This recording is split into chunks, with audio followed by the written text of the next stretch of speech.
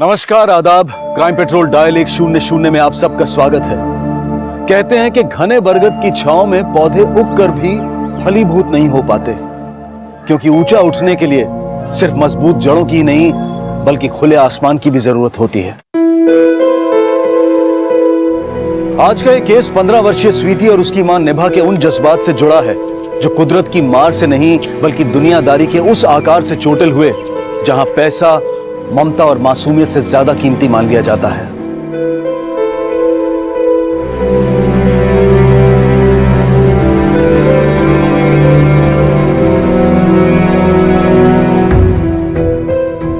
चलो अब तुम थोड़ी देर टीवी देखो और मैं मंदिर होके आती हूँ।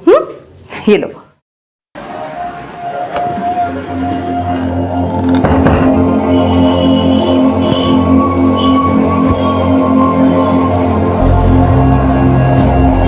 ऑटो।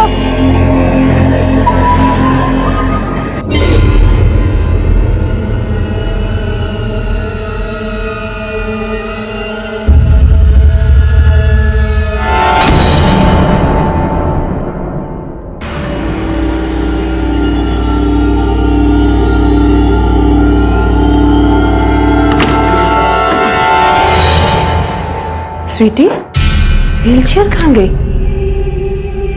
स्वीटी, स्वीटी, स्वीटी, भैया रूम में मेरी बच्ची थी, आपने उसे देखा क्या? कहाँ गई? भैया रूम में मेरी बेटी थी, छोटी सी, उसको कहीं देखा क्या आपने? मैंने आपकी बेटी को नहीं देखा। लेकिन वो चल भी नहीं सकती, कहीं नहीं जा सकती, मैंने बाथरूम में भी देखा। वो व्हीलचेयर पर है। ठीक है मैम, हम पता करते हैं। एक मैं आप लोगों की रिस्पांसिबिलिटी है। घबराइए मत, हम पता करते हैं, अपने स्टाफ से पता करते हैं। आप अपने स्टाफ से पूछिए। आप देखिए। स्वीटी, भैया आपने स्वीटी को देखा क्या? ये सामने वाले रूम में थी। स्वीटी, स्वीटी, स्वीटी, स्वीटी, कहाँ जा सकती है मेरे बच्चे? कहाँ गई?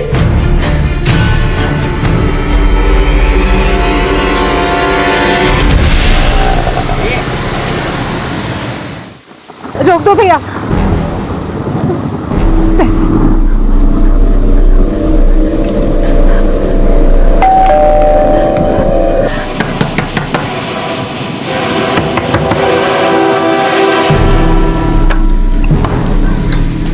निभा, तुम? स्वीटी कहाँ है? स्वीटी यहाँ? शेखर, स्वीटी कहाँ है? हाँ मैं जानती हूँ तुम लोगों ने उसे। निभा, स्वीटी यहाँ नहीं है। कहाँ छुपाया है स्वीटी को? बोलो शेखर, कहाँ छुपाया है स्वीटी को तुमने? ये सब क्या? तू अब क्या हाय तौबा मचाने आ गई? स्वीटी कहाँ है? निभा, तुम्हारा दिमाग खराब हो गया है क्या? दिमाग खराब नहीं हो गया, मेरा खून खोलना है शेखर। ओ भगोड़ी बहू, जबान संभाल के बात कर। स्वीटी सिर्फ तेरी बेटी नहीं है, शेखर की भी बेटी है। ये क्या ड्रामा कर रही हो? ड्रामा मैं नहीं कर रही हूँ शेखर, तुम कर रहे हो। हाँ? पहले मेरी जिंदगी बर्बाद की, अब मुझे मेरी बेटी छीन लेना चाहते हो। बताओ मेरी बेटी कहाँ है? मैं जान लेना। कोई जरूरत नहीं है इससे डरने की।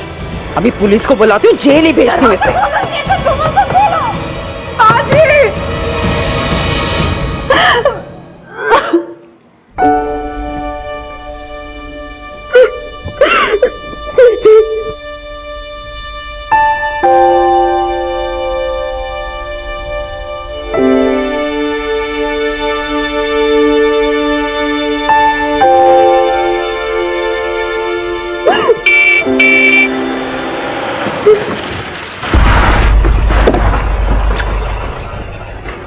आइए सर। सर मैंने बुलाया था आपको, मैंने बंद करके रखा है उसे। शेखर तुम इतना गिर सकते हो, मैंने सोचा भी नहीं था। सही है वो पागल मेरी बेटी को मारना चाहती थी। अरेस्ट कीजिए सर इसे। सर अरेस्ट मुझे नहीं, इन लोगों को कीजिए। इन्होंने मेरी बेटी को किडनैप किया और अब मुझे यहाँ बंद कर दिया था। अगर बंद नहीं करती ना तो मार डालती तू मेरे बेटे को। सर हमने स्वीटी को अगवा नहीं किया है, ये झूठा इल्जाम लगा रही है हम पर। ये स्वीटी है कौन? मेरी बेटी है सर, इन लोगों ने उसे गायब किया और अब अपना क्राइम से मारने के लिए मुझे फंसा रहे हैं। निभा, तुम्हें कोई बहुत बड़ी गलतफहमी हुई है। भला मैं अपनी बच्ची को क्यों अगवा करूंगा? शेखर झूठ मत बोलो। एक मिनट, आप दोनों मियां बीवी हैं? है नहीं सर, थे 10 साल से दोनों अलग रह रहे हैं। तलाक हो गया दोनों? नहीं हुआ तो नहीं है, लेकिन हो जाएगा जल्दी। और जहाँ तक बात है मेरी माँ ने जो कंप्लेंट की है उसकी, तो मैं वो कंप्लेंट पीछे लेने के लिए तैयार हूँ। लेकिन आप बस इसे ये पूछिए कि स्वीटी कहाँ है और ये हम पर ये झूठा इल्जाम क्यों लगा रही है। मैं झूठ नहीं बोल रही हूँ सर। 10 साल से मैं मेरी बेटी के साथ रायपुर में रह रही थी। अभी बस 3 दिन पहले उसे मुंबई घुमाने के लिए लेकर आई थी और इन लोगों को लगा कि मैं अपना हिस्सा लेने आई हूँ, बस इसीलिए इन्होंने गायब कर दिया मेरी स्वीटी को उस लॉज से जहाँ मैं और स्वीटी रुके हुए थे। कौन सी लॉज में रुके हैं आप? स्टेन बोरीवली स्टेशन के पास है। मैं पास के मंदिर में दर्शन करने गई थी। वापस आकर देखा तो स्वीटी रूम में नहीं थी। स्वीटी की एज क्या है? 15 साल। हैंडीकैप है बेचारी, बिना व्हीलचेयर के चल भी नहीं सकती और पता नहीं उसे कहाँ छुपा कर रखा है इन दोनों ने।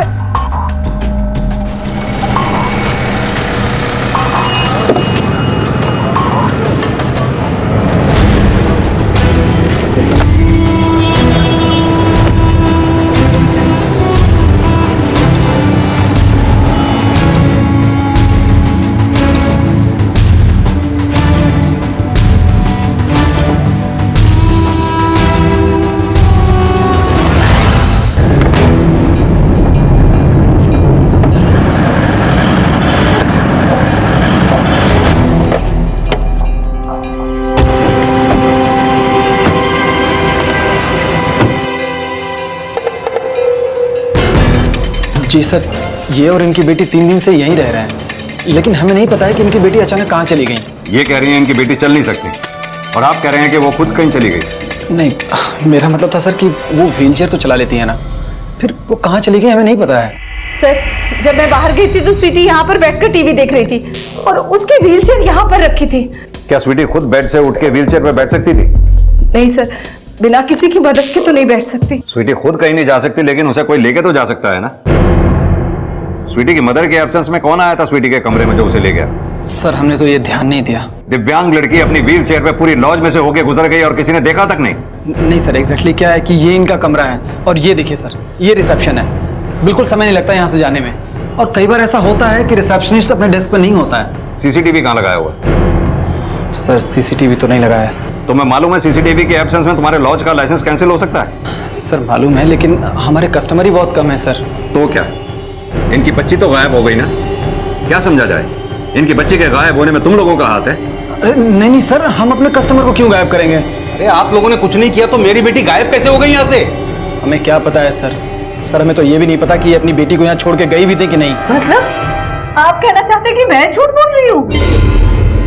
सर, मुझे कहना तो नहीं चाहिए, लेकिन ये अपनी बेटी से बहुत बुरी तरीके से झगड़ रही थी। कल मैं इनके कमरे के बाहर से गुजरा तो आवाजें आ रही थी। मैं थोड़ी देर के लिए रुक गया तो सुना कि अपनी बेटी पे चिल्ला रही थी। तुझे पालते पालते मेरी जिंदगी गुजर गई, हाथों के नीचे गड्ढे आ गए, पर तू अपनी दादी और बाप की तरह खुद गर्ज निकली। अरे अब रो क्या रही है? गलत कहा मैंने क्या? झूठ क्यों बोल रहे हो तुम? क्यों झूठ बोल रहे हो तुम? छोड़िए। सर, मैं कह रही हूँ ये झूठ बोल रहा है। अब मैं समझ गई कि ये किसके सिखाने पर ऐसा कुछ कह रहा है। सर, शेखर और इसकी माँ ने इसे पैसे दिए। निभा इनफ, मैं सुने जा रहा हूँ, इसका मतलब ये नहीं कि तुम कुछ भी बोल दो। मैं भी अपने खिलाफ झूठ नहीं सुनूंगी शेखर। सर, अब मुझे कंफर्म हो गया कि शेखर के साथ साथ ये मैनेजर भी मिला हुआ है और इसे पता है मेरी स्वीटी कहाँ है। बोलो ना, मेरी स्वीटी कहाँ है? देखिए मैम, ना मैंने पैसे लिए हैं और ना ही मैं झूठ बोल रहा हूँ सर। जो मैंने सुना वो मैंने बता दिया। सर, मैं कह रही हूँ ये झूठ बोल रहा है। ऐसा कुछ हुआ ही नहीं जो ये बोल रहा है। सर, मैं कह रहा हूँ कौन झूठ बोल रहा है कौन सच बोल रहा है हम सब पता लगा लेंगे। एक बात ध्यान रखना, अगर हमें पता लगा कि स्वीटी के गायब होने में तुम लोगों का हाथ है, अच्छा नहीं होगा। सर, 7 साल से इस लॉज का मैनेजर हूं मैं, कभी कोई कंप्लेन नहीं आई। आप चाहे तो पता कर लो। पता तो हम कर ही लेंगे। अपनी लॉज के पूरे स्टाफ को यहाँ बुलाओ। जी सर। पाटिल, लॉज की अच्छी तरह से तलाशी लो, एक एक रूम को छान मारो। सर। अनिल सर। भैया 3 चपाती। हाँ। और पनीर टिक्का मसाला और मिक्स वेज। एक पनीर टिक्का मसाला और एक मिक्स वेज। जी हाँ। और वनीला आइसक्रीम। भैया एक वनीला आइसक्रीम, थोड़ा जल्दी कर दो। हाँ ओके, थैंक यू। तुमने अपने लिए कुछ नहीं मंगाया? वैसे कम तो नहीं है ना? पैसे कम तो है, बट कोई बात नहीं, मैं बाहर टपरी से खा लूंगा। मजाक कर रहा हूँ पागल। ये जूते क्यों पहन रहे हो?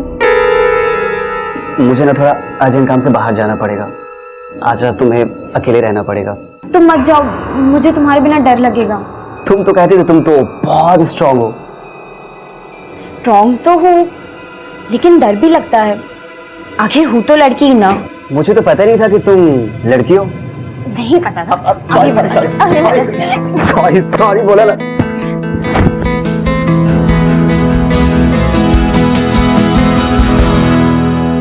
मत जाओ ना प्लीज। मैं जल्दी आने की कोशिश करूंगा। Please take care.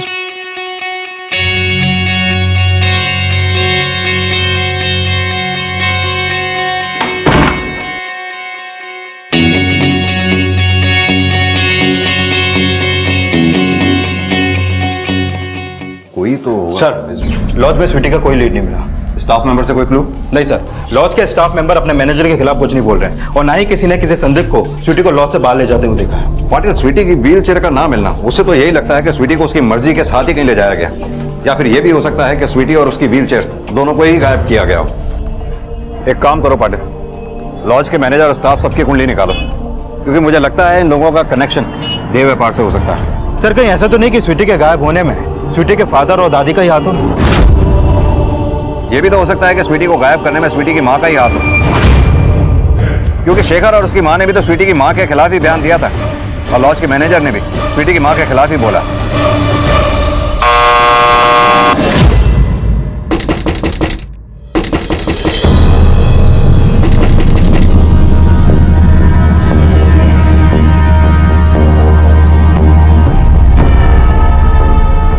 कौन है?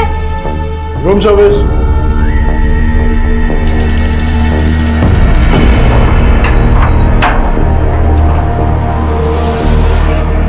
मैम खाना। रुको। Sorry ma'am. छूना मत।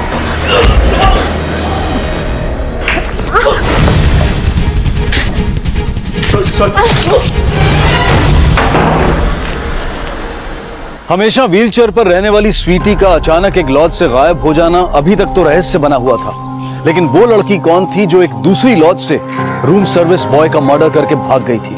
ये दोनों घटनाएं ऐसे इत्तेफाक से जुड़ने वाली थी कि तय कर पाना मुश्किल था कि कौन, क्यों और कैसे क्या साजिश रच रहा है। स्वीटी का कुछ पता चला? नहीं, लेकिन बेचारी निभा का रो रो के बहुत बुरा हाल हो रहा है। उसका बस चले ना शेखर, तो हमें बेच खाए वो। माँ, अब वो जैसी भी है तो आखिर एक माँ ही। लगता है शेखर उसने अपने माया जाल में तुझे फिर से फंसा लिया है ना? देख, स्वीटी कहीं नहीं गई है, किसी ने उसे कहीं छुपाया होगा, और यहाँ तेरी झूठी सहानुभूति हासिल करके तेरी जेब काटने का प्लान कर रही है। मुंबई भी ना इसी मकसद से आई होगी वो। ऐसा कुछ नहीं है। ऐसा ही है। और देख, अगर वो पैसे मांगे ना तो देना मत। ऐसे क्या देख रहा है? मैं जो बोल रही हूँ वो बात समझ में आ रही है कि नहीं? मुझे समझ में नहीं आ रहा है कि आपको स्वीटी की जरा भी फिक्र नहीं है। कहना क्या चाहता है तू? कहीं आप नहीं स्वीटी को? क्या? मेरा मतलब है, स्वीटी के इलाज के लिए मुझे निभा को हर महीने पैसे देने पड़ते थे, कहीं उसी वजह से आपने? ऐसा कुछ नहीं है शेखर, और जहां तक स्वीटी का सवाल है तो मैं भूल चुकी हूँ कि मेरी कोई पोती भी है। और अगर पोता होता तो भी यही कहती आप?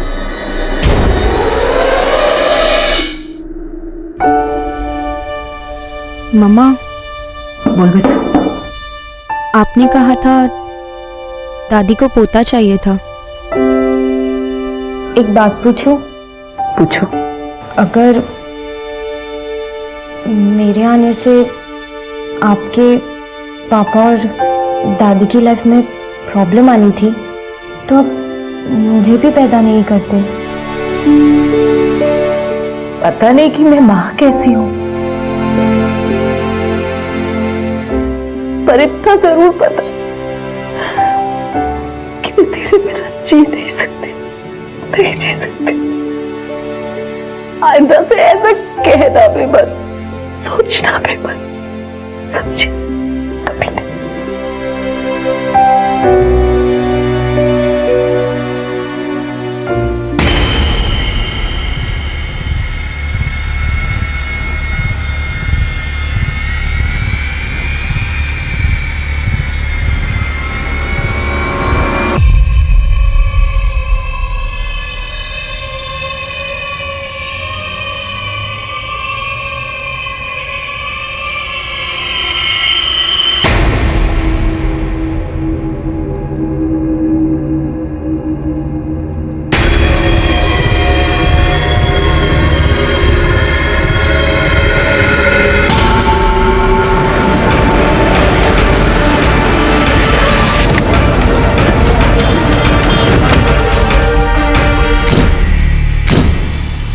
कल एक लड़का और लड़की रुके थे यहाँ पे, और कल रात को हम शंकर को ढूंढ रहे थे लेकिन कुछ पता ही नहीं चला। और आज सुबह इस रूम का फोन कोई रिसीव नहीं कर रहा था, डोरबेल भी कोई रिस्पॉन्स नहीं कर रहा था। और फिर जब हमने मास्टर की से दरवाजा खोला तो ये सामने वाले रूम में कौन रुका हुआ है? सर पूरा फ्लोर खाली है। पटेल कबर्ड चेक करूंगे। जो लड़का और लड़की यहाँ पे रुके थे उनका नाम और एड्रेस दो। सर लड़के का नाम राकेश और लड़की का नाम रोमा सिंह है, और वो यही मुंबई के रहने वाले हैं। ठीक है, उन्होंने जो फोटो आईडी दिया हुआ है वो हमें दिखाओ। एक्चुअली में उनके पास आईडी नहीं थी। और तुमने उन्हें चेक इन करने दिया? सर उनको बस थोड़े से टाइम के लिए रूम चाहिए था, और उन्होंने बोला था कि सुबह 7 बजे निकल जाएंगे, तो मैंने अलाउ कर दिया। हो सकता है रोमा और राकेश कोई हो ही ना, तुमने ही शंकर का खून करके उनकी झूठी एंट्री यहाँ पे दर्ज कर दी हो। नहीं सर, ऐसा बिल्कुल भी नहीं है। वो दोनों आए थे। आपको चाहिए तो चल के सीसीटीवी फुटेज चेक कर लीजिए रिसेप्शन पे। ये फुटेज प्ले करना।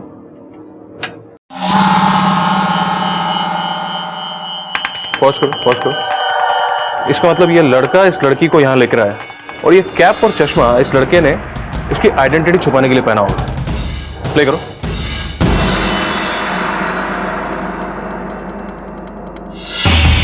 फॉरवर्ड करो। ये वेटर जा रहा है अंदर। ऐसा लग रहा है यही मर्डर करके भागी है। वो लड़का इस लड़की को अकेले रूम में छोड़ के कहाँ चला गया? सर कहीं ऐसा तो नहीं लड़के के एब्सेंस में लड़की को अकेला देखकर रूम सर्विस बॉय जबरदस्ती करने की कोशिश कर रहा हो, और फिर लड़की के हाथों उसका मर्डर हो गया हो? या फिर ऐसा भी हो सकता है कि वो लड़का इस लड़की को किसी कस्टमर के लिए यहाँ पे लाया, क्योंकि अगर ऐसा नहीं होता तो वो लड़का इस लड़की को छोड़ के जाता क्यों? एक काम करो, इस लॉज मैनेजर की और उस सर्विस बॉय की पूरी हिस्ट्री निकालो, और इस लड़का और लड़की की पहचान पता करने की कोशिश करो। आसपास के थानों में इनके पिक्चर सर्कुलेट करा। हाँ साहब, इस लड़की को मैंने लॉज से बाहर जाते हुए देखा था।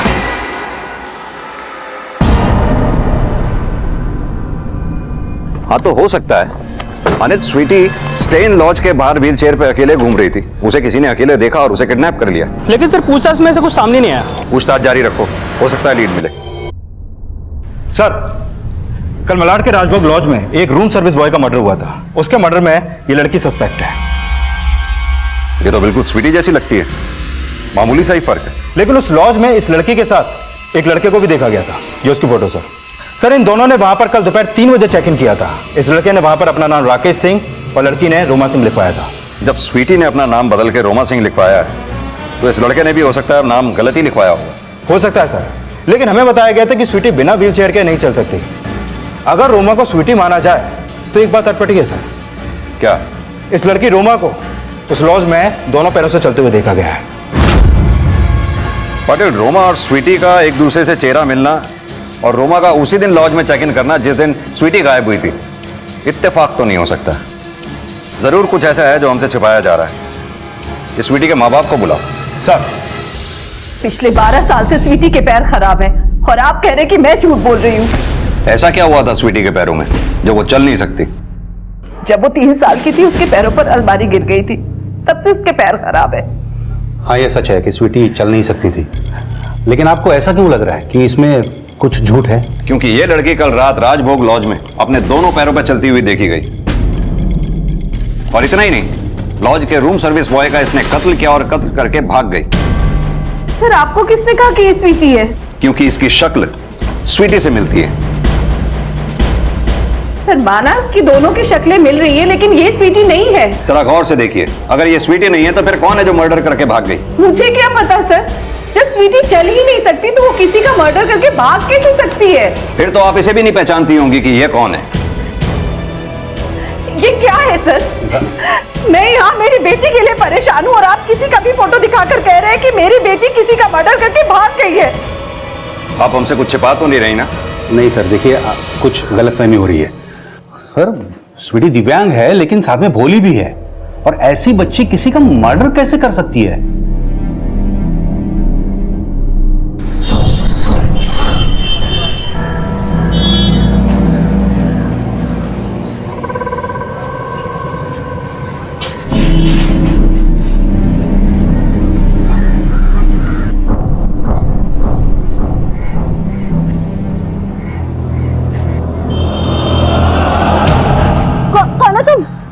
बेबी हेल्प कर दूं? दूर हटो। सर मैंने स्टेन लॉज के मैनेजर के कॉल रिकॉर्ड चेक किया और उसके बारे में भी पता किया, लेकिन कुछ भी सस्पिशियस सामने नहीं आया। सबसे ज्यादा सस्पिशियस तो यह है पाटिल कि ये रोमा और स्वीटी वाकई दो अलग अलग लड़कियां हैं, या फिर स्वीटी के बारे में जो भी हमें इंफॉर्मेशन दी गई है वो झूठ है। ये स्वीटी के माँ और बाप दोनों पर ही विश्वास नहीं किया जा सकता। दोनों पे नजर रखो। सर,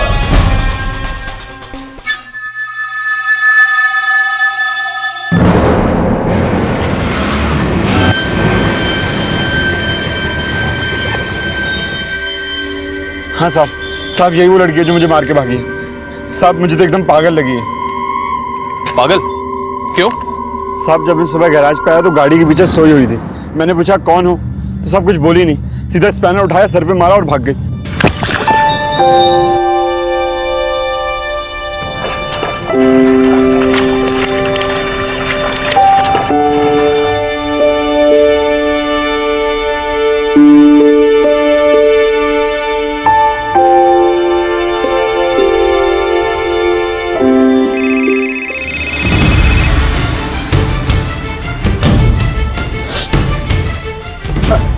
हेलो, क्या क्या? हाँ ठीक है, मैं आ रहा हूँ मैं। अरे कहाँ जा रहे हो? बस रोक दीजिए।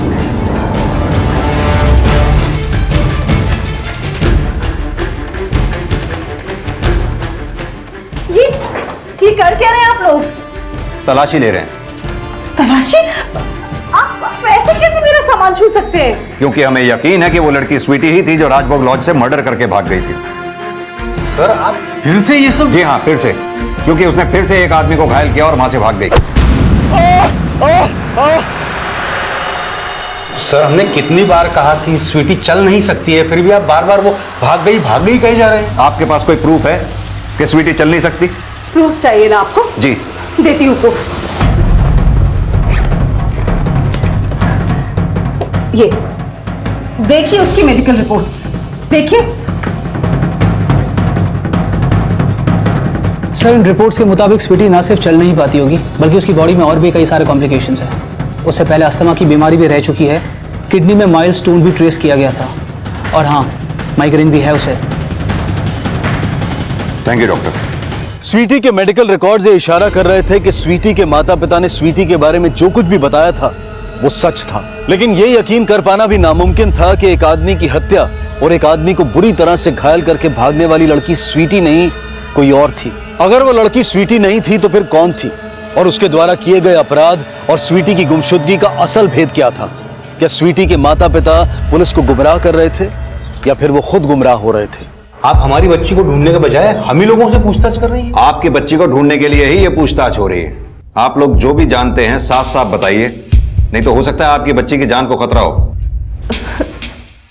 सर, एक बात बतानी है आपको, इस लड़की की शक्ल स्वीटी से मिलना इत्तेफाक नहीं बल्कि हो भी सकता है, क्योंकि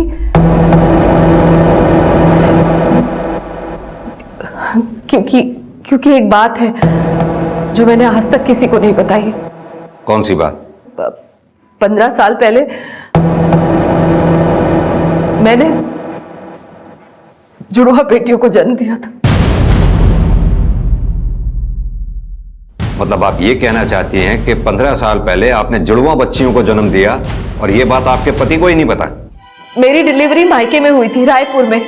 ये तो हॉस्पिटल में मुझे देखने तक नहीं आए थे, और इनकी मां को पोता चाहिए था, और मैंने दो बेटियों को जन्म दिया था। मेरी समझ में नहीं आ रहा था कि मैं करूं क्या। बस मैंने अपनी ममता का गला घोटकर अपनी एक बेटी हॉस्पिटल के एक नर्स को दे दी, बस। कौन थी वो नर्स? शिखा नाम था उनका। मैं इससे ज्यादा उनके बारे में नहीं जानती हूँ, और उसके बाद ना मैं उनसे कभी मिली, ना ही कभी बात करने की कोशिश की। और सर, मैं ये भी नहीं जानती कि ये लड़की स्वीटी की बहन है भी या नहीं।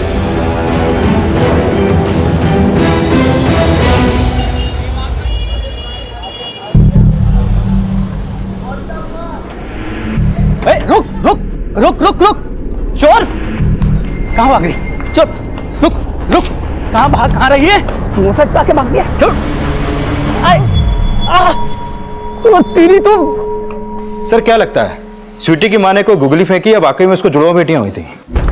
पाटिल, अगर ये निभा झूठ बोल रही है तो इसका झूठ ज्यादा देर तक टिक नहीं पाएगा। लेकिन हाँ, अगर ये सच बोल रही है तो पता यह करना होगा कि स्वीटी के गायब होने का राज क्या है और ये लड़का कौन है।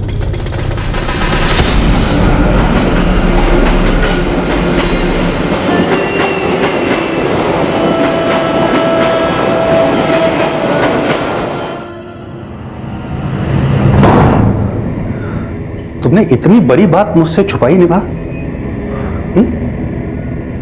कहीं ऐसा तो नहीं कि वो मेरी बेटियां नहीं, किसी और का पाप था, इसीलिए एक बेटी को बोझ मान के तुमने उसे उस नर्स को दान दे दिया? कर दी ना तुमने मर्दों वाली बात। मैं हमेशा सोचती थी कि हमारे बीच कोई भी रिश्ता है, प्यार, मोहब्बत, नफरत, दोस्ती, इश्क, कोई भी रिश्ता हो, पर तुम मुझे कभी बेवकूफ नहीं समझोगे। लो, तुमने ये भी कसर पूरी कर दी। बस बस चले जाओ तुम यहां से। नहीं चाहिए मुझे तुम्हारी कोई मदद। नहीं फैलाऊंगी मैं तुम्हारे सामने कभी हाथ। वैसे भी जिसके लिए हाथ फैलाते थे जब कोई नहीं है तो फिर। प्लीज प्लीज, ऐसा सोचना भी मत। कुछ नहीं होगा हमारे स्वीटी को, कुछ नहीं होगा। अजीब हो तुम्हें शेखर, अभी तुम उसे नाजायज कह रहे थे, अब हमारी स्वीटी। तलाक चाहिए ना तुम्हें? लाओ कागज, मैं साइन करती हूं उस पर। निभा, मैं इतना भी खुदगर्ज नहीं हूं जितना तुम समझती हो। ऐसा नहीं है कि मुझे अपने प्यार पर कभी शक था। पता नहीं ये रिश्ता कभी निभ ही नहीं पाया। लेकिन अगर तुम चाहो तो निभा, हम फिर से एक नई शुरुआत कर सकते हैं।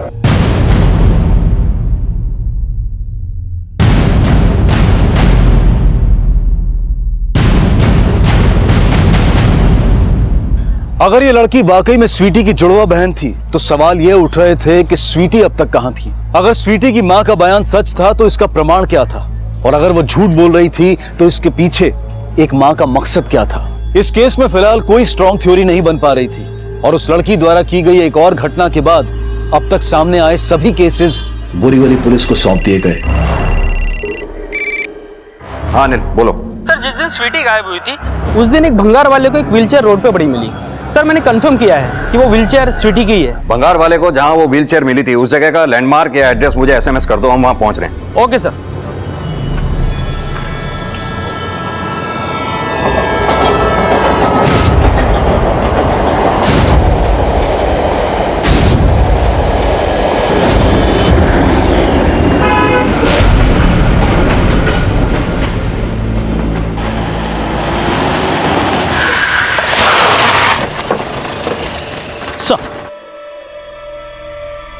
सर, यहाँ ये जगह पे व्हीलचेयर पड़ी मिली सर, लेकिन आसपास किसी ने स्वीटी को नहीं देखा।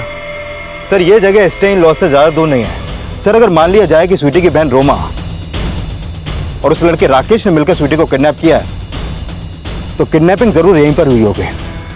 आसपास अच्छी तरह से पूछताछ करो, शायद किसी ने कुछ देखा हो। जहां जहां सीसीटीवी है सबकी फुटेज चेक करवाओ। और हाँ अनिल, वो चाय वाले की टपरी कहाँ है जिसने स्वीटी को व्हीलचेयर पे देखा था? सर, स्टे इन लॉज के बाजू में ही।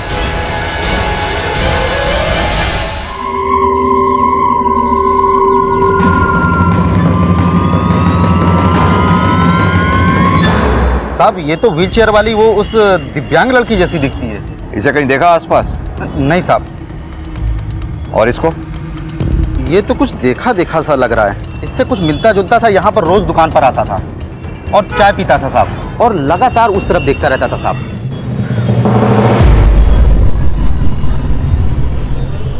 साहब आपकी चाय। अरे साहब, आप भी देख उधर रहे हैं, चाय इधर ले रहे हैं। ठीक है। लेकिन साहब उसके मूंछ नहीं थी, और चश्मा और टोपी में भी मैंने कभी नहीं देखा। एक मिनट सर। हेलो, क्या?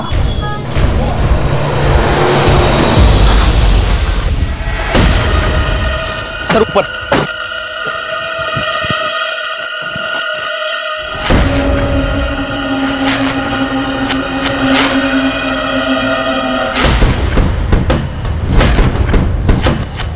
तो राकेश है। अरे सर इसके बारे में कुछ पता चला, कहाँ का रहने वाला था? सर सबसे पहली बात ये राकेश नहीं है सर, रेहान डिसूजा है, रायपुर का रहने वाला था, घर के बाहर ताला लगा हुआ था। स्वीटी की माँ भी तो रायपुर की रहने वाली है, और स्वीटी की माँ के बयान के मुताबिक वो नर्स शिखा वो भी रायपुर की रहने वाली है, जिसे स्वीटी की बहन को गोद दिया था। पाटिल कहीं ऐसा तो नहीं स्वीटी के गायब होने की प्लानिंग रायपुर में ही बनी हो? ये स्वीटी की माँ से मिलना पड़ेगा, शायद वो इसे जानती हो। ये तो रेहान है। रेहान डिसूजा जी। ये लड़का उस लड़की के साथ देखा गया था जो स्वीटी जैसी दिखती है। आपको याद होगा इसकी फोटोग्राफ हमने आपको पहले भी दिखाई थी। कौन सा फोटो सर? ये फोटो। सर इस लड़के की मूछें हैं, चश्मा पहना हुआ है, कैप पहनी हुई है। मैंने रेहान को कभी इस वेश में नहीं देखा, तो कैसे पहचान पाती मैं? रेहान को कैसे जानती हैं आप? सर रेहान मेरी बेटी स्वीटी को ट्यूशन पढ़ाता था, उसके पेरेंट्स नहीं थे, तो कॉलेज के साथ साथ वो किसी मेडिकल शॉप में भी काम करता था, और ट्यूशन पढ़ाने के साथ साथ कभी कभार हमारे कह देने पर वो हमारे घर का छोटा मोटा काम भी कर दिया करता था। एक बात बताइए, रेहान रायपुर का रहने वाला था, वो पिछले 1 महीने से मुंबई में फ्लैट किराए पे लेकर क्यों रह रहा था? क्या रेहान मुंबई में फ्लैट किराए पे लेकर रह रहा था? जी, और उसी फ्लैट में उसकी लाश मिली है। क्या कह रहे हैं आप? रेहान मर गया? जब तक इन जुड़वा बच्चियों का सच सामने नहीं आ जाता, इस केस को कोई नया एंगल नहीं मिलेगा। पाटिल, रायपुर चलने की तैयारी करो।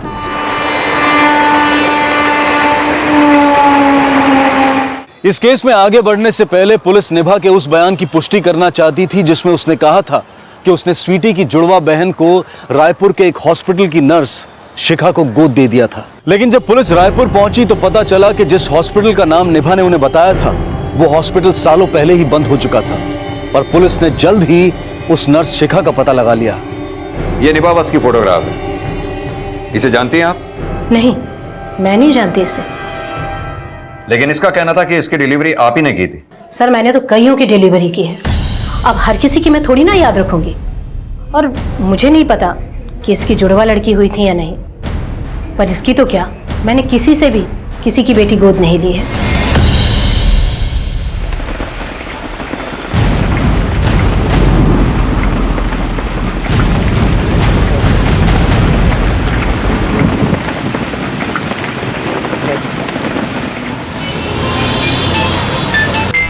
Excuse me sir.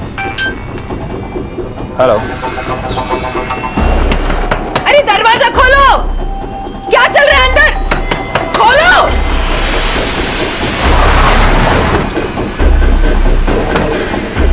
सर वो मैं बहुत देर से दरवाजा खटखटा रही हूँ, कोई खोल नहीं रहा है। पाटिल, दरवाजा तोड़ो।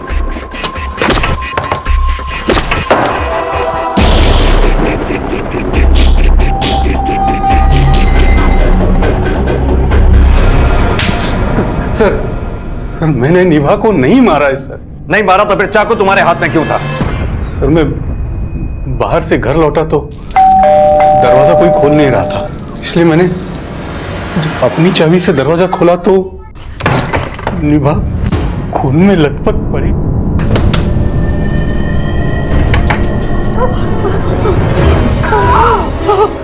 निभा चाकू निकाल के निभा को बचाने की कोशिश कर रहा था सर। पुलिस के बहुत जोर देने के बावजूद शिखर अपने बयान पर कायम रहा कि उसने निभा का मर्डर नहीं किया। तो फिर आखिर निभा की हत्या किसने की? क्या वाकई में इन सभी हत्याओं के पीछे स्वीटी की जुड़वा बहन का ही हाथ था?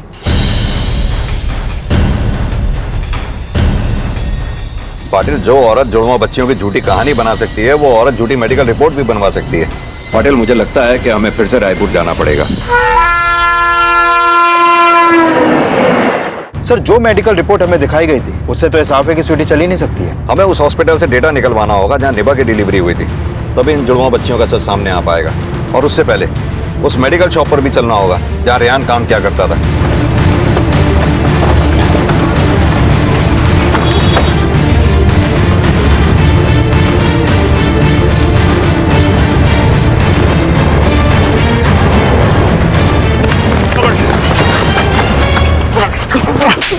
साहब माफ कर दीजिए साहब, सब गलती हो गई साहब। क्या कांड किया तूने? साहब मैं और रेहान नकली मेडिकल सर्टिफिकेट बनाते थे साहब। हमने एक सेट के लिए काम किया, उसने 4 लाख रुपए दिए साहब हमको। अब यहाँ पैसे लेके भाग गया साहब मेरे। उस लड़की के चक्कर में मुझे धोखा दिया साहब उसने। कौन लड़की? स्वीटी नाम है साहब उसका। पहले से भगा के ले जाना चाहता था साहब, फिर मुझे पता चला कि रियान मुंबई में है। सर मैं उसके घर जाके पहुंचा। संजय बात करने दोस्त। हाँ अंदर आना। दरवाजा क्यों बंद कर रहा है संजय? शॉट आउट करते ना अपन। कहते नहीं शॉट। मैंने उसको मारा और जो सामान में आता है मैं लेके चला गया साहब। क्या स्वीटी की माँ के लिए मैं नकली मेडिकल सर्टिफिकेट बनाया था? सर हमने नहीं बनाया सर, सच कह रहे हैं। तो फिर स्वीटी की माँ को क्यों मारा? साहब मैं सच कह रहा हूँ, माँ कसम साहब मैंने रियान के अलावा साहब किसी को नहीं मारा साहब, सच्ची साहब। तो फिर स्वीटी कहाँ है? जब मैं रियान के रूम पर पहुंचा तो वो अकेला था सर।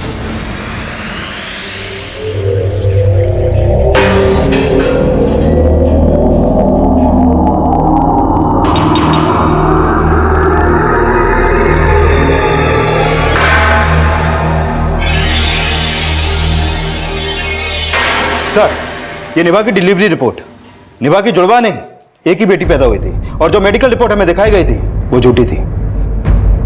इसका मतलब राजभोग में मर्डर करके भागने वाली लड़की कोई और नहीं, स्वीटी ही थी। पाटिल, रेहान के दोस्त ने भी बोला था कि स्वीटी और रेहान एक दूसरे से प्यार करते थे। इसका मतलब स्वीटी गायब नहीं हुई थी, रेहान के साथ भागी थी। और स्वीटी हैंडीकैप नहीं, वो चल सकती है।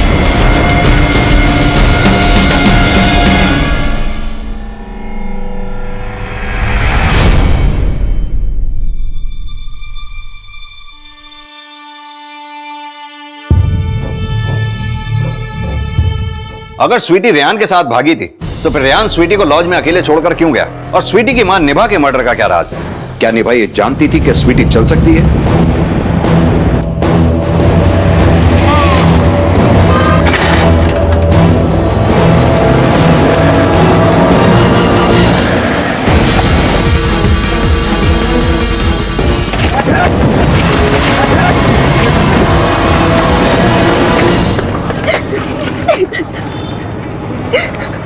सर दहीसर पुलिस का फोन था, उन्होंने स्वीटी को पकड़ लिया है।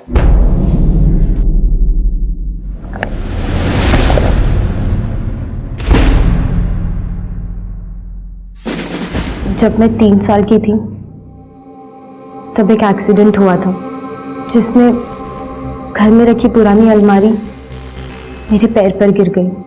मेरे पैर की हड्डियां टूट गई और मुझे उस व्हीलचेयर पर बैठना पड़ा। लेकिन मम्मा ने मुझे कभी उस व्हीलचेयर से उठने ही नहीं दिया, क्योंकि मेरे इस हालत के कारण मेरे पापा मेरा कुछ ज़्यादा ही ध्यान रखने लगे थे। मेरे इलाज के लिए हर वक्त मम्मा को पैसे देते रहते। मम्मा ने उनसे कहा था कि मेरे पैर हमेशा के लिए खराब हो चुके हैं। उनसे क्या, मम्मा ने तो मुझे भी यही यकीन दिलाया था। लेकिन रेहान ने मुझे बहुत कॉन्फिडेंस दिया कि मैं चल सकती हूँ।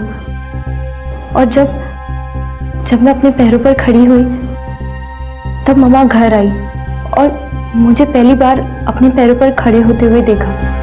आज मैं बहुत खुश हूँ, बहुत खुश हूँ। आज मैं मेरी बच्ची चल सकती है।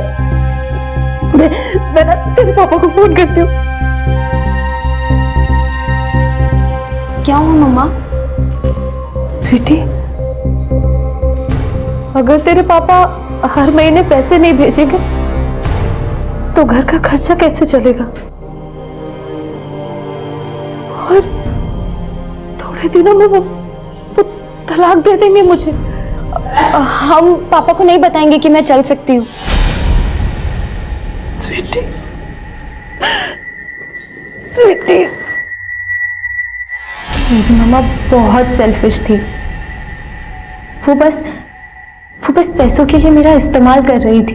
मैं तंग आ चुकी थी उनसे। मुझे लगा रेहान ने भी मुझे धोखा दिया। रेहान ने तुम्हें धोखा नहीं दिया था, उसका उस रात मर्डर हो गया था। तुमने तुम्हारी मां का भी मर्डर किया है ना? मुझे समझ में नहीं आ रहा था मैं कहाँ जाऊं। मैंने सोचा पापा के पास चली जाती हूँ, लेकिन मुझे नहीं पता था कि मम्मा भी वहीं है। स्वीटी, चल अंदर, अंदर चल। कहाँ चली गई थी और यहाँ क्यों आई है? अपने पापा को सब कुछ सच बताने के लिए आई है ना तुम? क्योंकि अब मैं वो जिंदगी नहीं जीना चाहती जो आप चाहती हो। मैं उन्हें नहीं मारना चाहती थी,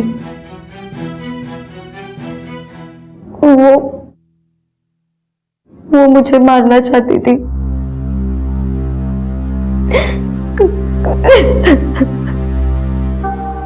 स्वीटी जिस मानसिक अवस्था से गुजर रही थी उसे मद्देनजर रखते हुए जुवेनाइल कोर्ट ने स्वीटी को मानसिक उपचार के लिए भेजने का फैसला किया। हम सब ये उम्मीद करते हैं कि स्वीटी जल्द ही मानसिक रूप से स्वस्थ होकर एक सफल और अच्छी नागरिक जरूर बनेगी और समाज के लिए एक उदाहरण पेश करेगी। देखते हैं हमारे आज के एपिसोड की दूसरी कहानी। देख बेटा, तेरे साथ अब तक जो कुछ भी हुआ है ना, उसके लिए सिर्फ मैं ही कसूरवार हूं। मेरी कमजोरी की वजह से, मेरी चुप्पी की वजह से इतना कुछ हो गया। ये ले, तुझे मुझे सजा देनी है ना, दे ले मुझे सजा, जितनी चाहे सजा दे ले, लेकिन घर वापस आ जा बेटा, घर वापस। आपको क्या लगता है मेरे घर वापस आने से, आपको सजा देने से मेरे और सीमा के साथ जो कुछ हुआ है वो सब बदल जाएगा? नहीं बेटा, लेकिन आगे की जिंदगी तो हम ठीक से बिता सकते हैं ना। पापा, मेरी और आपकी जिंदगी में बोझ इतने ज्यादा है कि एक साथ एक ही घर में हम लोग अपनी जिंदगी नहीं चला सकते। भैया, आप तो अपनी फैमिली के बिना नहीं रह पाते थे ना। प्लीज मेरे साथ घर चलिए भैया। भाभी समझाइए ना भैया को, शायद आपकी बात मान ले। हाँ बहू, समझाना इसे, और मैं तुझसे भी माफी मांगता हूँ। गलती किससे नहीं होती, लेकिन माफ करके रिश्तों को तो बचाया जा सकता है ना। कुछ गलतियां माफी के लायक नहीं होती, और ना उस सजा के जैसी आप चाहते हैं।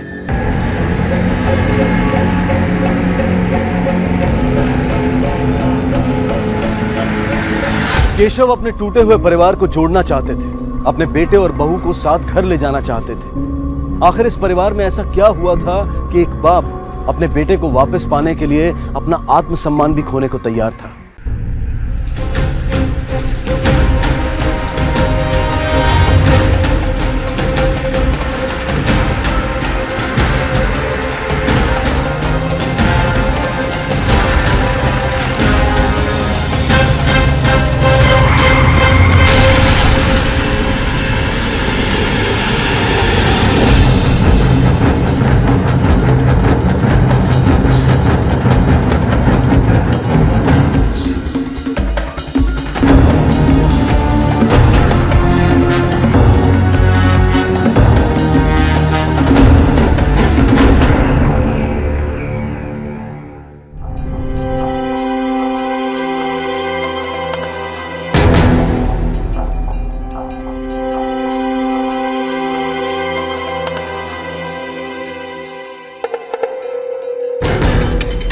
सर, गाड़ी बिल्कुल भी अपने कंट्रोल में नहीं थी।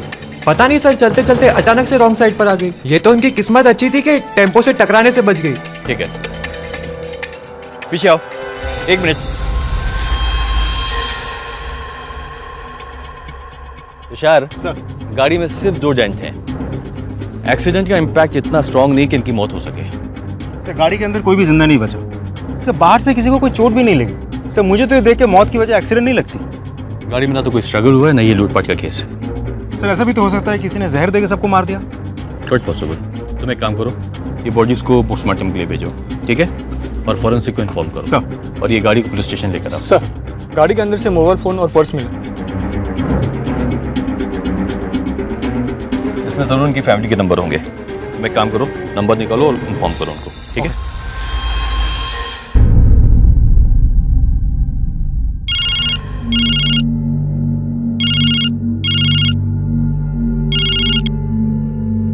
हेलो, कौन?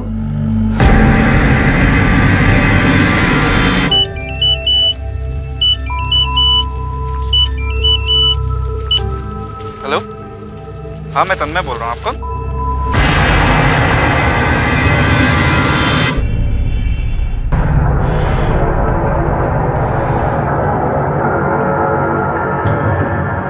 सविता, संजय भैया।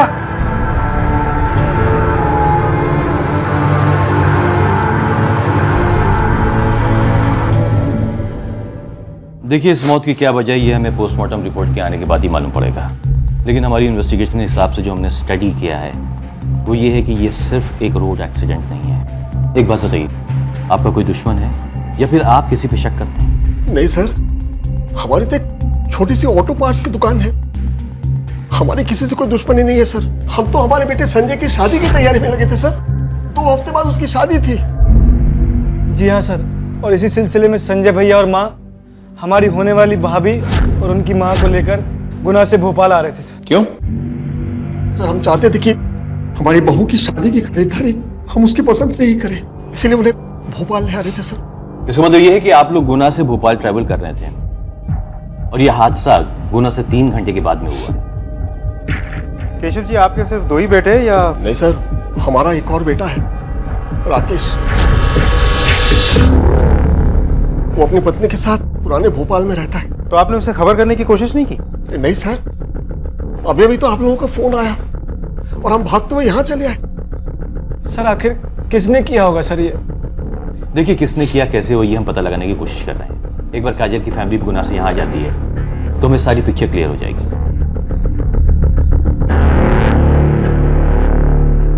कुछ अच्छा दिखाएगी मेरी माँ। अब ये कैसा है? जी मस्त है, ये रख ले। ओह, सारे अच्छे अच्छे कपड़े रख लो। जीजू को इम्प्रेस करना है? तू ना चुप कर। मैं चुप हो गई मेरी प्यारी दीदी। जब आप 2 हफ्ते बाद चली जाओगी तो मेरी आवाज सुनने को कहाँ मिलेगी? काजल, ये तुम्हारे सारे कपड़े मैंने प्रेस करवा दिए। मैं बैग। माँ जी, रास्ते के लिए कुछ बना दूं? अरे नहीं, रहने दो।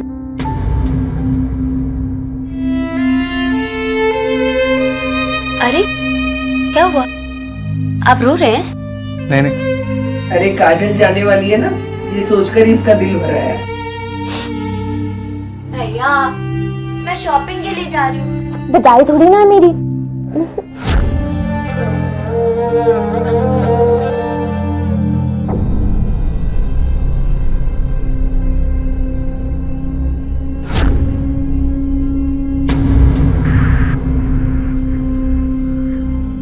मैं आप लोगों के दुख को अच्छी तरह से समझ सकता हूं। पोस्टमार्टम की रिपोर्ट अभी तक नहीं है, लेकिन एक बात कंफर्म है कि उन चारों में से किसी को भी एक्सटर्नल इंजरी नहीं हुई है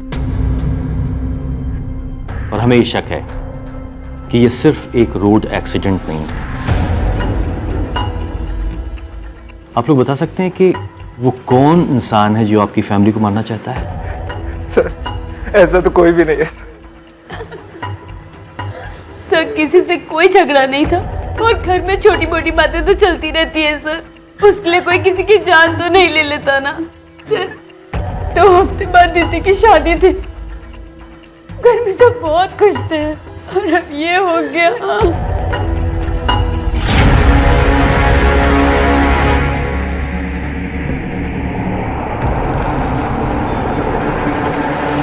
ये केस अब पुलिस के लिए बेहद पेचीदा बन गया था। कार में एक साथ 4 मर्डर हुए थे और चारों 2 अलग अलग परिवारों से जुड़े हुए थे। लेकिन कुछ ही दिनों में ये 2 परिवार एक होने वाले थे। काजल और संजय की शादी होने वाली थी। लेकिन पुलिस के लिए सबसे बड़ा सवाल यह था कि इन दोनों परिवारों में से कौन सा परिवार निशाने पर था, या फिर इन चारों में से कोई एक ही शख्स हत्यारे के निशाने पर था। संजय, संजय बेटा, आ रहा हूँ ना माँ। जल्दी आना बेटा, सामान रख, जल्दी कर। हाँ। कितनी देर हो गई? सुनो, वो राकेश को जाके मिलो ना, समझाओ उसे मनाकर घर ले आओ, शायद तुम्हारी बात मान जाए। जाने से पहले टोकना जरूरी है क्या? मैं तो बस जानते हो ना गुना जा रही हूँ। होने वाली बहू को यहाँ लाना है शॉपिंग कराने के लिए। आपको अकल कब आएगी?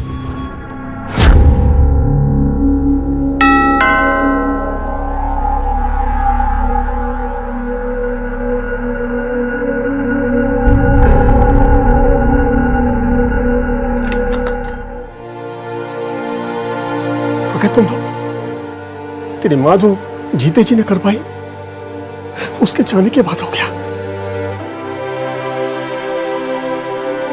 बहुत अच्छा किया बेटा।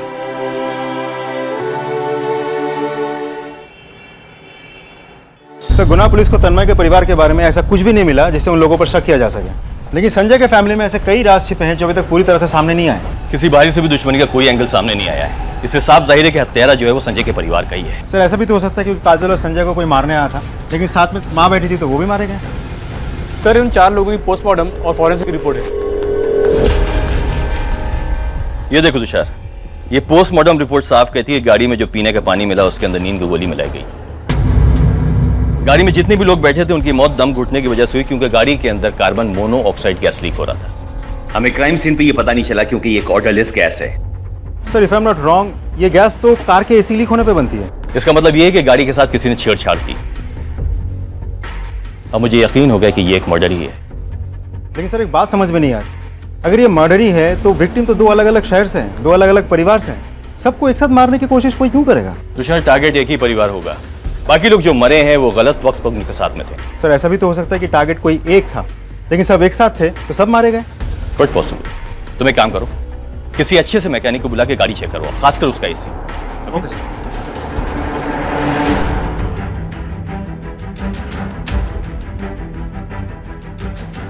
सर एसी का पाइप तो काटा ही गया, साथ ही गाड़ी के वेंट्स में भी टेप लगाकर इसे बंद किया गया। मतलब अंदर से बाहर निकलने वाली हवा के सारे रास्ते बंद कर दिए गए? जी सर। और सर इस कंडीशन में अगर एसी चालू रहती है तो गाड़ी के अंदर जहरीली गैस बनती रहती है। इसका मतलब यह है कि किसी ने वेंट को अच्छी तरह से टेप किया, उसके बाद में एसी का पाइप काटा ताकि आराम से गैस गाड़ी के अंदर जा सके। फिर किसी ने पानी की बोतल ली और उसमें नींद की गोली मिला दी। नींद के नशे में लोगों को मालूम नहीं पड़ गया गैस लीक हो रही है, और जब काजल ने गाड़ी चलाई तो उसको भी नींद आ गई और गाड़ी आउट ऑफ कंट्रोल हो गई। ये जो कुछ भी हुआ है रास्ते में हुआ है, गुना से निकलने के बाद। हाँ सर, क्योंकि नींद की गोली करीब 20 से 30 मिनट लेती है अपने इफेक्ट दिखाने के लिए। लेकिन जिस किसी ने भी इस काम को अंजाम दिया है ना, उसे कार की बहुत अच्छी नॉलेज है। ये चारों कहीं बीच में रुके होंगे और उस कातिल ने मौका देख के अपनी चाल चल दी। ये तन्मय का गैराज है ना, और केशव जी की ऑटो पार्ट्स की दुकान। Yes sir. तुम एक काम करो, गुना पुलिस को इन्फॉर्म करो कि काजल की फैमिली की पूरी इन्फॉर्मेशन निकाली, और संजय की फैमिली की क्या कुंडली है ये पता करो। हर फैमिली के कोई ना कोई राज होते हैं, पता करो कि इस फैमिली के कौन से ऐसे राज हैं जिसमें कि 4 जाने गई हैं। 1 मिनट, ये देखो, ये है गुना और ये है भोपाल, 4 घंटे का रास्ता है। अगर गुना में एसी का पाइप काटा गया होता तो उन लोग को एहसास हो जाता लीकेज का, या अगर लीकेज का एहसास नहीं भी होता तो उनकी मौत हो जाती जो कि गुना के पास में होती। लेकिन हमें ये नहीं भूलना चाहिए कि ये कार भोपाल के पास मिली। तुम एक काम करो, गुना पुलिस को इन्फॉर्म करो कि पूरी इन्फॉर्मेशन निकाले। केशव अंकल, घर में जो काम वाली बाई काम करती है ना, वही आपको एग्जैक्ट बता सकती है, वो अभी यहाँ से निकलेगी। हाँ, मैं बहुत सालों से उनके यहाँ काम करती हूँ। उनके घर में आपस में कोई प्रॉब्लम थी क्या? उनका बड़ा बेटा राकेश अपनी बीवी के साथ बाहर रहता था, क्यों?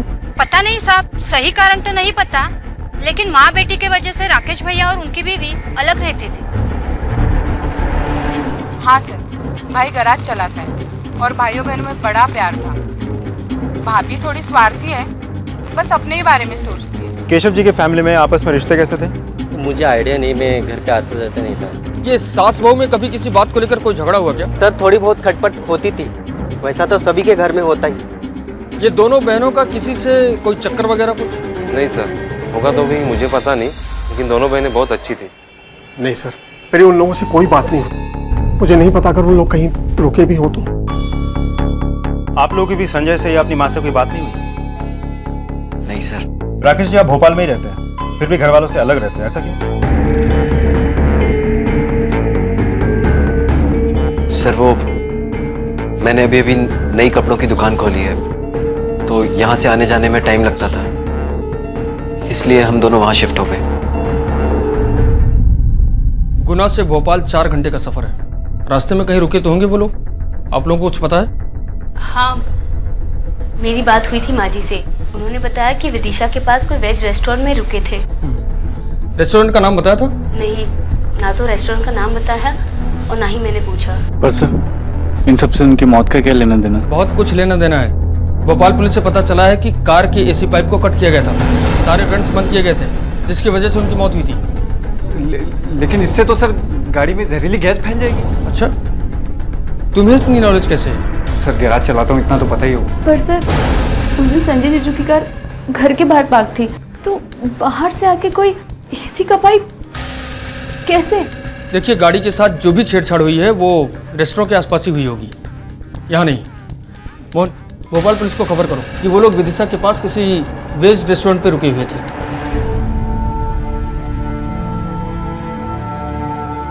सीमा, चलो बेटा, जा रहा है तू? मन जाना बेटा। तूने तो अब तक अपने भाई और माँ की तस्वीर पर फूल तक नहीं चढ़ाई। अब तो अपने माफ कर दे।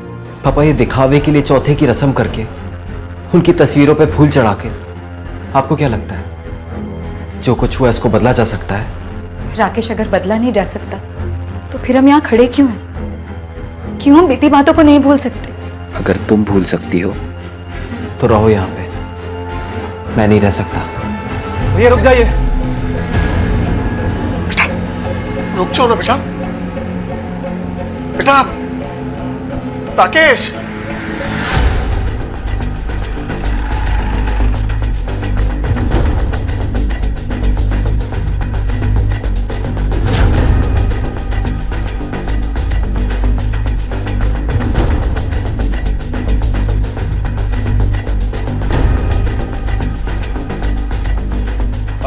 एक्सक्यूज मी, इन 4 लोगों को आपने देखा है क्या?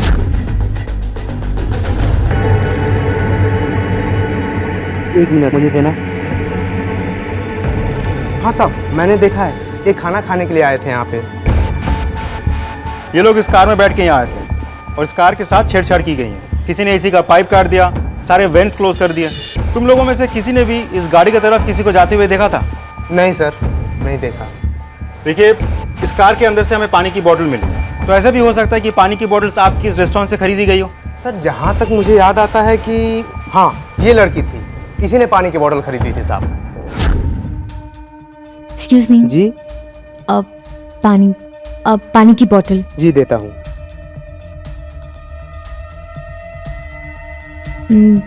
ये ठंडी नहीं है, मैं खुद से ले लूं? ले लीजिए।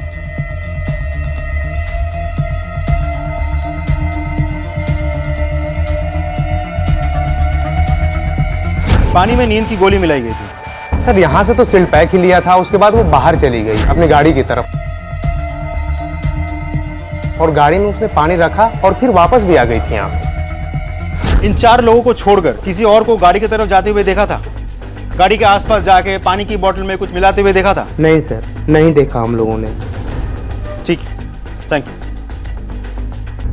तुषार, ये तो तय कि गाड़ी के साथ छेड़खानी हुई है और रेस्टोरेंट पर हुई है, तन्मय के घर पर नहीं। क्योंकि तन्मय के घर पे अगर ऐसा होता तो गाड़ी में बैठे जितने भी लोग हैं उनको गैस लीक होने का अंदाजा हो जाता। सर, ऐसा भी तो हो सकता है क्रिमिनल रेस्टोरेंट पे आया, गाड़ी के साथ छेड़छाड़ की, पानी लिया और पानी में नींद की दवाई मिला दी। अब रेस्टोरेंट में बहुत सारे लोग थे तो किसी ने नोटिस नहीं किया होगा। लेकिन जिसने भी ये काम किया वो कार की अच्छी नॉलेज रखता है। सर, मुझे तो लगता है वो क्रिमिनल संजय या काजल, दोनों में से किसी भी फैमिली से हो सकता है। हो सकता है। तो मैं काम करूँ, संजय और काजल की जितने भी फैमिली के मेंबर्स हैं उनके फोन रिकॉर्ड चेक करो, उनके फोन का लोकेशन भी पता करो। Okay okay sir.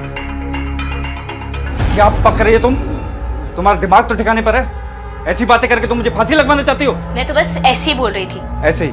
ऐसे का क्या मतलब? देखो तन्मय, तुम्हारे पास में ये करने की वजह है, और वो वजह क्या है तुम अच्छी तरह से जानते हो। देखो, कोई भी ऐसी वजह नहीं हो सकती जो मैं अपनी बहन और माँ की जान ले लूं। तो अपने दिमाग से ना इस बात को निकाल दो। वैसे मुझसे बड़ी वजह ना तुम्हारे पास है।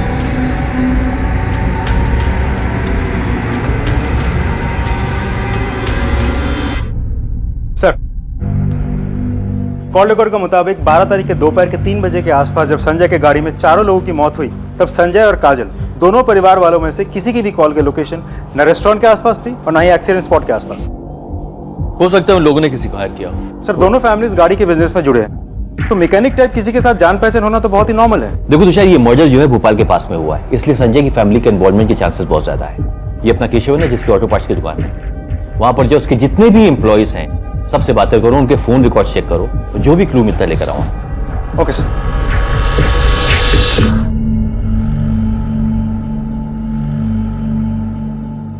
दिया, कब से बुला रही हूँ दिया? ये लो, खाना खा लो। आप खाओ, अब तो ऐश है ना आपकी। खाना खाओ पियो, मेरी फिक्र मत करो, मजे करो अब तो। मैं मजे नहीं कर रही हूँ दिया, मैं एक तकलीफ से गुजर रही हूँ तो तुम में से किसी को समझ नहीं आएगी। मेरे साथ जो हुआ भगवान न करे किसी और के साथ हो। हाँ, तभी मरवा दिया मेरी माँ और दीदी को, तो ठंडक पड़ गई होगी ना आपके दिल में। चुप करो दिया, कुछ भी बोले जा रही हो। पागल हो गई हो क्या तुम? क्या गलत कह रही हूँ मैं? अरे बस करो तुम दोनों, और अगर नहीं होता तो एक काम करो, मुझे जहर दे दो।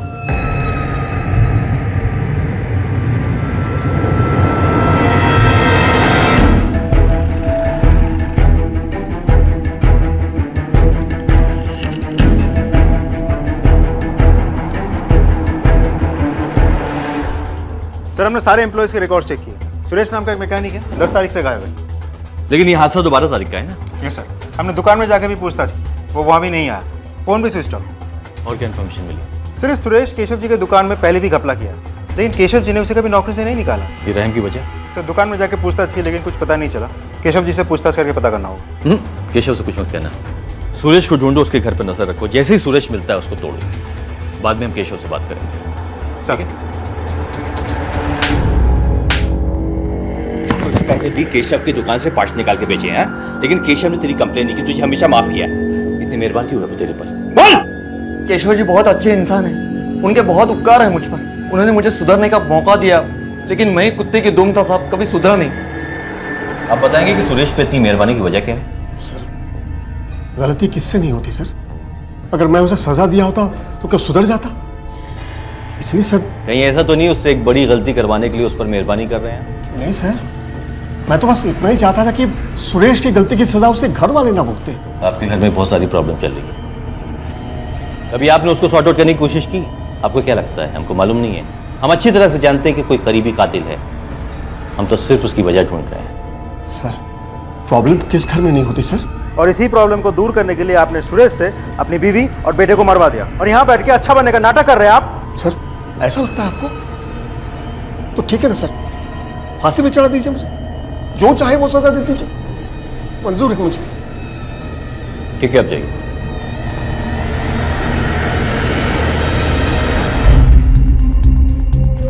ये आदमी बुरा नहीं है, ऐसा लगता है कि उसने जिंदगी में बहुत सारी चोट खाई है, इसलिए किसी को दर्द देना नहीं चाहता, भले वो गलत क्यों ना।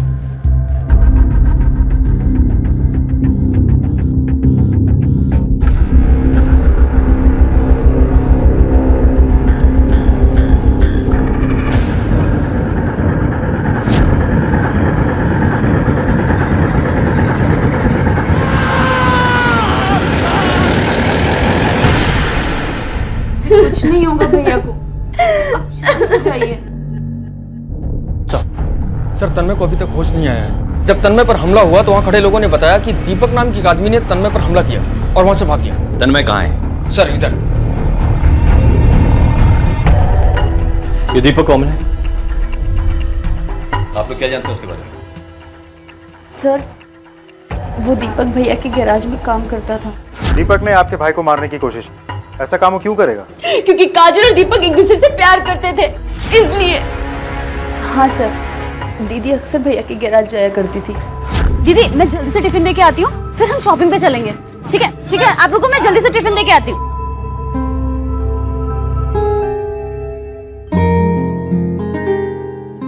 ये लो भैया आपका खाना। अरे दिया अकेली आई? नहीं दीदी बाहर खड़ी है, हमें शॉपिंग पे जाना है। ठीक है हम जा रहे हैं, बाय बाय बाय।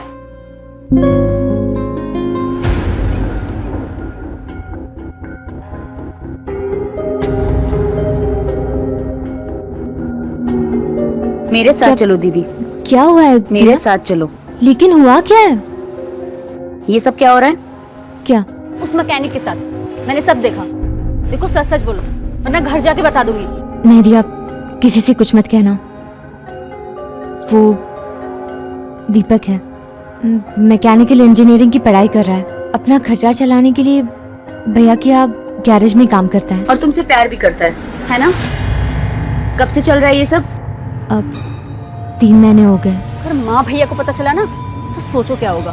मैंने दीदी को बहुत समझाने की कोशिश की कि वो हमारी बराबरी का नहीं है, माँ भैया गुस्सा होंगे, लेकिन उसने मेरी एक भी नहीं सुनी। सिर्फ भैया को मालूम पड़ा तो उन्होंने दीपक को काम से निकाल दिया और दीदी और दीपक का रिश्ता भी तोड़वा दिया। दीदी भी इस रिश्ते से धीरे धीरे बाहर आ रही थी, फिर अचानक काजल की शादी किसी और से हो रही है। कहीं ऐसा तो नहीं कि इसी बात से दीपक ने गुस्से में आके पहले काजल, संजय और बाकी सबको मार दिया और फिर तन्मय पे हमला करके उसे भी मारने की कोशिश? या क्वाइट पॉसिबल। तुम एक काम करो, दीपक के फोन को ट्रैकिंग पे डालो, जिस दिन मर्डर हुआ है उसकी फोन की लोकेशन क्या थी ये पता करने की कोशिश करो। और शर्मा जी आपके जितने भी खबरी हैं उनको दीपक की फोटो भेजिए। Okay okay sir. जाके बोलो उसको। सर दीपक के कॉल रिकॉर्ड के मुताबिक 12 तारीख को दीपक के सेलफोन के लोकेशन क्राइम सीन के आसपास का नहीं था। यानी कि दीपक वहां मौजूद नहीं था। अगर दीपक वहां मौजूद नहीं था तो इसका मतलब ये कि शायद उसने ये मर्डर नहीं किया। लेकिन सवाल ये उठता है कि फिर उसने तन्मय पे हमला क्यों किया? काजल तो मर चुकी है, अब उसको तन्मय को मार के क्या हासिल होने वाला है? तुम एक काम करो, पता करो कि दीपक कहाँ छुपा बैठा है, ठीक है? Okay sir.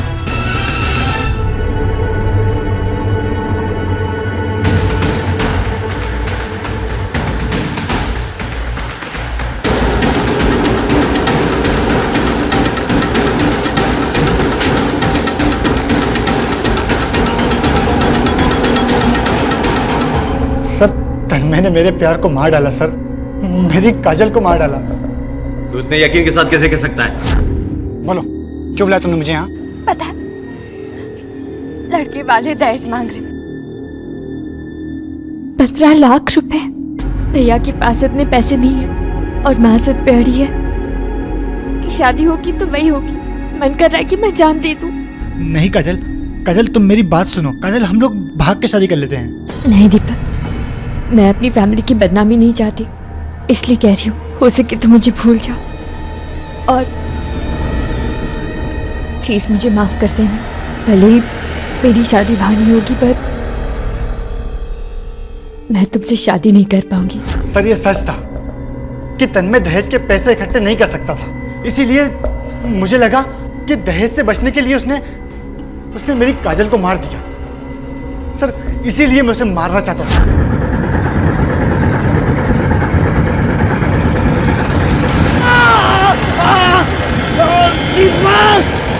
तेरी किस्मत अच्छी थी जो तन्मय बच गया। मर्डर नहीं तो कम से कम अटेम्प्ट टू मर्डर का चार्ज तो लगेगा ही। जी सर, मेरी वाइफ ने दहेज मांगा था, लेकिन बात सिर्फ पैसों की नहीं थी सर। हम जानते हैं ये सब गलत है, लेकिन उसका मानना था कि शादी में दान दहेज का चलन है, इसलिए उसके बात के सामने हम सबको झुकना पड़ जाता था सर। यानी कि आपके कहने का मतलब कि सविता जी ने अपने बड़े बेटे की शादी में भी दहेज मांगा होगा? जी सर, और उन्होंने दिया भी था। हाँ सर, दहेज की रकम ज्यादा थी और अरेंज करने में मुश्किल भी हो रही थी, पर सर मैं कर रहा था सर। पैसे का इंतजाम नहीं हो पाया इसलिए तुमने कहीं? नहीं सर, ये ऐसा नहीं कर सकते। क्यों नहीं कर सकता है? पैसे के लिए तो इंसान अंधा हो जाता है, किसी को भी मार सकता है। हाँ सर, ये सच है कि मैंने और इन्होंने हमारी बच्ची को कोक में मार दिया था पैसों के वजह से। तुम दोनों को कोई बात समझ में आती है कि नहीं? पहले से दो बहनें हैं, उनकी शादियां करनी है और वो रिश्ते को भी निभाना है। बेटियों के रिश्ते को निभाना मतलब उनको सिर्फ देना होता है।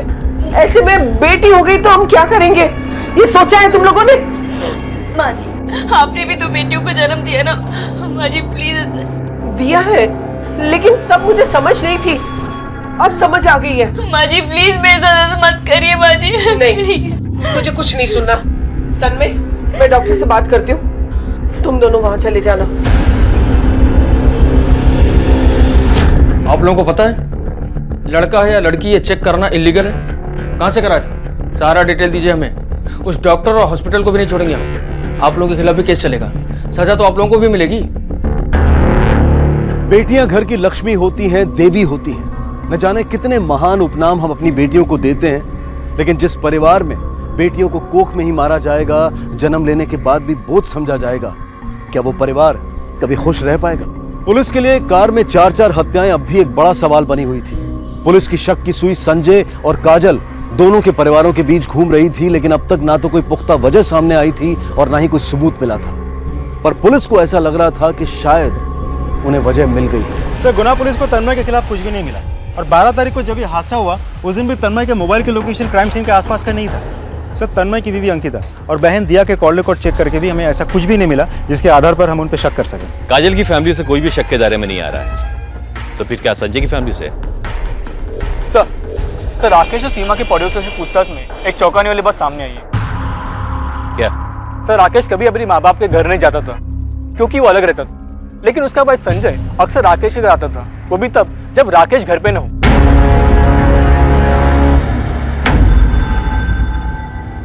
संजय आपके घर क्यों आता था?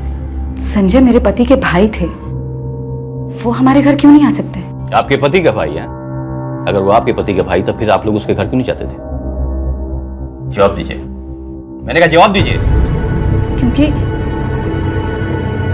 क्योंकि मेरे पति अपनी माँ से नाराज थे। क्यों रहूं मैं इस घर में, और करूंगा क्या मैं इस घर में रह के? ये घर मेरा है ही नहीं, ये घर आपका है और आपके दोनों लड़कों का है। ऐसा कुछ नहीं है बेटा, मैं घर छोड़ के जाने से कैसे चलेगा? लोग क्या कहेंगे? अच्छा, लोग क्या कहेंगे इसकी फिक्र है आपको, लेकिन माँ ने जो किया उसके बारे में आपने कभी नहीं सोचा। इन्होंने एक बार कहा और आपने मुझे मेरे बिजनेस के लिए पैसे नहीं दिए, लेकिन संजय ने एक बार मांगे तो उसके लिए पैसे थे आपके पास। हाँ, दिए उसे, क्योंकि मुझे पता है वो होशियार है, वो पैसे को डुबोएगा नहीं। और तू तो सारे पैसे डुबो देता। ठीक है, मैं जा रहा हूं और एक दिन अपनी दम पे साबित करके बताऊंगा कि मैं संजय से कम नहीं हूं। तो संजय ने आपके पति का हक मारा था।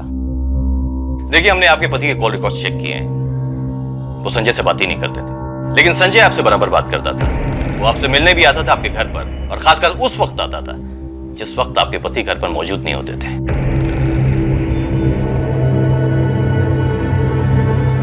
सर, बिजनेस शुरू करने के लिए पैसों की जरूरत होती और राकेश ने उधार लिया था, लेकिन बिजनेस में नुकसान होने की वजह से राकेश का काम बंद हो गया। वो बहुत डिप्रेशन में चले गए थे और वहां उधार मांगने वालों ने जीना हराम कर रखा था हमारा। और दूसरी तरफ संजय का काम अच्छा चल रहा था, तो मैं संजय से मिलने उसके ऑफिस गई थी। अरे भाभी, आइए ना।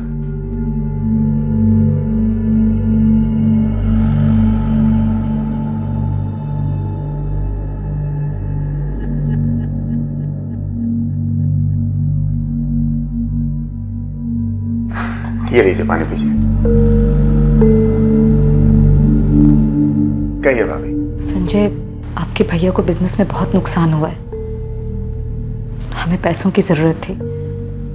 अगर आप मदद कर देते तो। हाँ, क्यों नहीं भाभी, एब्सोल्युटली। लेकिन भाभी, बात यह है कि मैंने ये जो पूरा बिजनेस सेटअप किया है ना, वो अपने पैसे कमाने के लिए शुरू किया है। ये जो आप पानी पी रही है ना, इस पानी के भी पैसे लगते हैं यहाँ पर, और आपको पैसों की ही जरूरत है भैया का बिजनेस सेटअप जो करना है। लेकिन भाभी, यहाँ पर कुछ भी फ्री में नहीं मिलता है। आप समझ रही ना मैं क्या कह रहा हूँ? क्या हुआ? आप मेरी बात को ध्यान से समझने की कोशिश कीजिए। हाँ,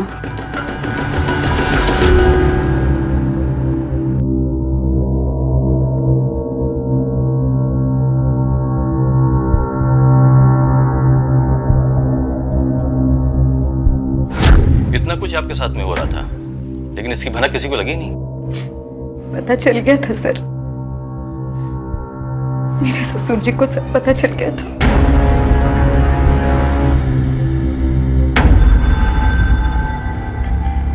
हाँ सर, मैं जानता था संजय क्या कर रहा है। भाभी, मैंने आपको पैसे दिए हैं, ये आपके नखरे वखरे और बहाने नहीं चलेंगे, ठीक है ना? संजय, तुम प्लीज बताया करो। ठीक है, तो आप आ जाना होटल में, और अगर आप नहीं आई ना तो मैं कल वापस यहाँ पे आ जाऊंगा। संजय प्लीज ऐसा मत करो। पापा, संजय, तू ये ठीक नहीं कर रहा है। अरे क्या ठीक नहीं कर रहा हूँ पापा? भाभी से मिलने आया था मैं, घर पे मिलता हूँ।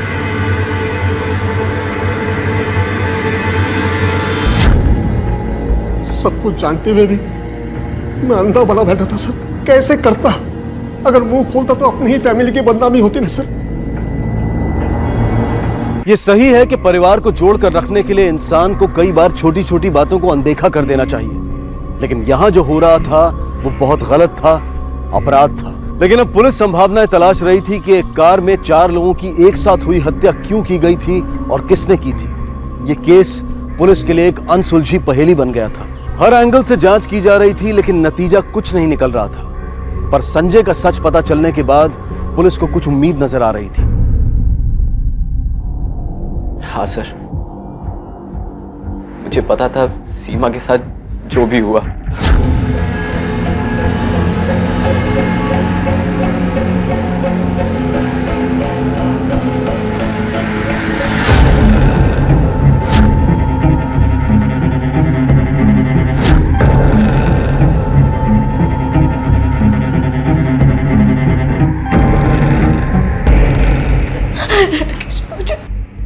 राकेश, मुझे माफ कर दो। मेरे पास और कोई ऑप्शन नहीं था। और इसका कसूरवार मैं ही हूँ। ना मैं पैसे उधार लेता, ना मेरा बिजनेस ठप होता, और ना सीमा को उस कमीने संजय के पास मदद के लिए जाना पड़ता। और इसलिए तूने उसे मरवा दिया? नहीं सर, मैंने उसको नहीं मारा सर। सर मोटिव तो सबके पास है, लेकिन क्राइम के वक्त कोई भी वहां मौजूद नहीं था। तुषार, अब तक की इन्वेस्टिगेशन में हमें यह समझ में आ रहा है कि गाड़ी के साथ छेड़छाड़ रेस्टोरेंट पर नहीं की गई थी। बॉटल काजल ने ली, वो भी सील्ड गाड़ी में रखा। उसके बाद रेस्टोरेंट वालों ने किसी को भी गाड़ी के पास नहीं देखा। मेरी समझ में एक बात नहीं आ रही कि जब वो चारों आकर गाड़ी में बैठ गए, फिर किसने पानी के अंदर वो जहरीली दवा मिलाई? सर कहीं काजल नहीं है सब कुछ? हो सकता है तुषार, हो सकता है ये मर्डर काजल ने किया हो। लेकिन अगर ये प्लान काजल का है तो खुद क्यों मरेगी? हो सकता है तुषार, काजल ने जो जाल बुना तो खुद उसमें जाके फंस गई। नहीं सर, मुझे लगता है कोई तो है जो काजल की मदद कर रहा था, क्योंकि काजल के पास गाड़ियों के बारे में इतनी जानकारी कहां से आएगी? उसका बॉयफ्रेंड, वो मैकेनिक, क्या नाम है उसका? दीपक। दीपक, ये काम उसने किया है।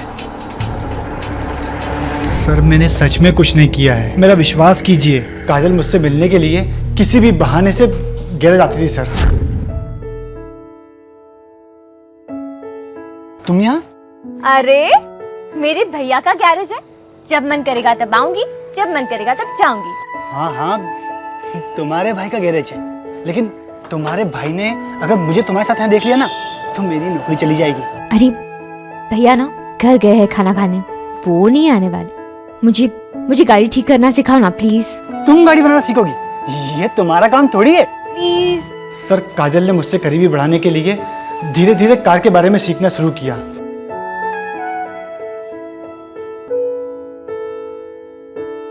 और सर बाद में सब कुछ सीख भी गई थी। सर कुछ पता चला? देखिए, हमें काजल पे शक है। काजल? सर मैं कुछ समझा नहीं। क्योंकि काजल ने ही पानी की बोतल खरीदी थी, और हो सकता है कि पानी की बोतल में उसने ही नींद की गोलियां डाल दी हो। लेकिन सर वो ऐसा क्यों करेगी? यही तो हम जानना चाहते हैं कि काजल ने ऐसा क्यों किया। मुझे पता है। माँ, सब कुछ तय होने के बाद संजय की माँ 15 लाख रुपए मांग रही, हम कहाँ से देंगे? हमें कुछ भी करके उन्हें पैसे देने पड़ेंगे। एक बार सगाई होने के बाद शादी टूट गई तो गांव भर में हमारी क्या इज्जत रह जाएगी? पर माँ जी, पैसे तो देने ही होंगे हमें, और पैसे ज्यादा प्यारे है कि इज्जत?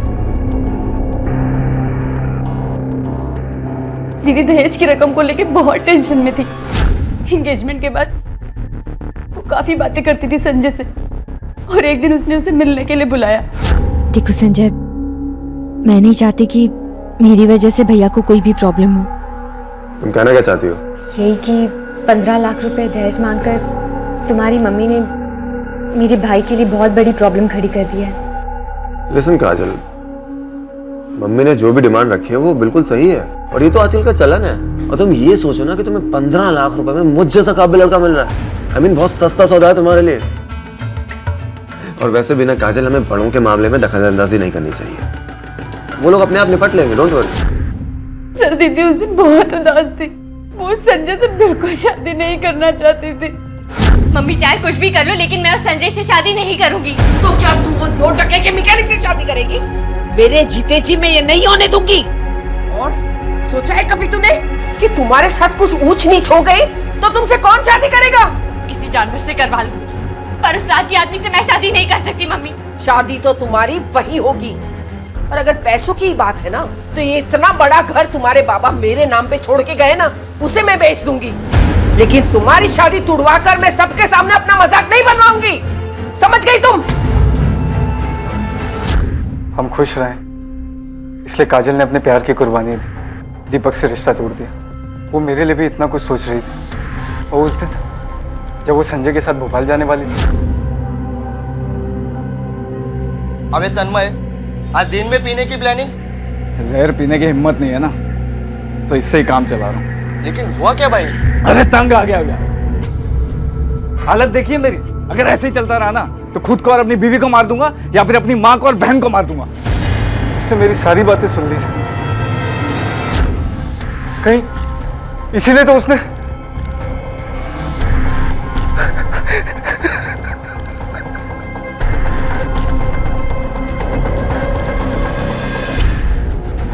सर, काजल को गाड़ियों की पूरी जानकारी थी और पानी भी काजल ने लिया और गाड़ी में ले जाकर रखा।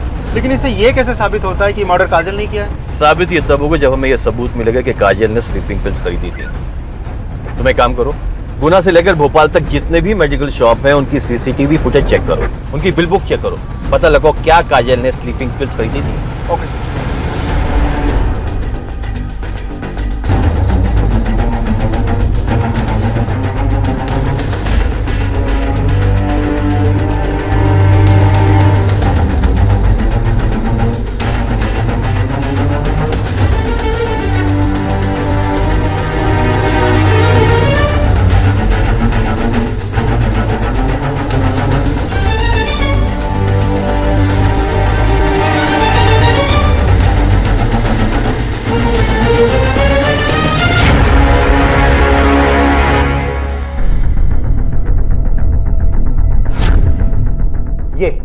ये रही काजल।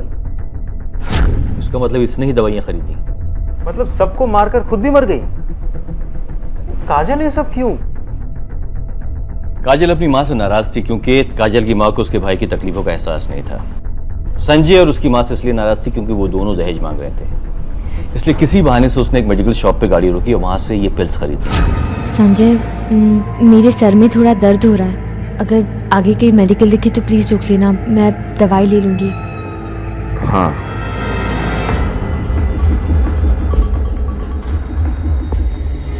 उसके बाद वो रेस्टोरेंट गई और खाना खाया।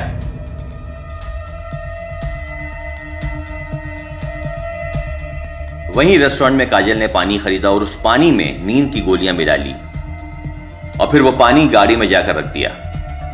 फिर वो सब रेस्टोरेंट से निकले और रास्ते में काजल को छोड़ के बाकी लोगों ने वो नींद की गोलियां मिला हुआ पानी पिया। थोड़ी दूर जाकर काजल ने गाड़ी चलाने की जिद की।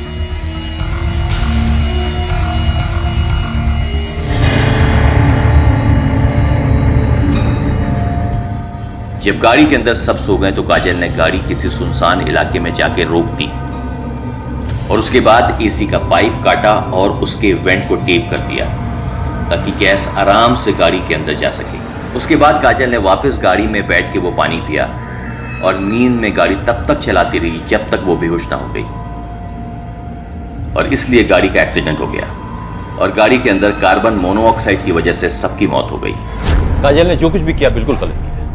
हाँ सर, लेकिन सबसे बड़ी गलती हमारे समाज की, जो दहेज जैसे कुरीति को आज भी रस्म और चलन के नाम पे जिंदा रखा है। और इसी कारण कितनी लड़कियां अपने आप को अपने परिवार पर बोझ समझती हैं और अपनी जिंदगी का खात्मा कर लेती हैं। ये केस बाकी केसेस से काफी अलग भी था और मुश्किल भी थी क्योंकि कत्ल के समय कातिल ने भी खुदकुशी कर ली थी, लेकिन भोपाल पुलिस ने मिले हुए सबूतों और अपने अनुभव के आधार पर इस केस को सॉल्व किया। 2 परिवारों के 4 सदस्य मारे गए। इसकी वजह सिर्फ दहेज जैसी एक कुरीति नहीं थी। कहते हैं कि अन्याय करने वाले के साथ साथ अन्याय सहने वाला भी गुनहगार होता है। जब भी कुछ गलत होता है, चाहे वो देश में हो, समाज में हो या परिवार में हो, अगर हम जानते बूझते हुए भी चुप रहते हैं तो समझ लीजिए हम उस गलत के हिस्सेदार बनते हैं। इसी विचार के साथ अब मैं अनूप सोनी आपसे विदा लेता हूं। फिर मुलाकात होगी अगले एपिसोड में एक और चौंका देने वाले केस के साथ। तब तक अपना और अपने परिवार का ख्याल रखें और देखते रहें क्राइम पेट्रोल डायल 100। सबक एक को सीख हम सबको। जय हिंद। इस तरह के और भी एपिसोड देखने के लिए हमारे चैनल को सब्सक्राइब करें और बेल आइकन दबाना ना भूलें।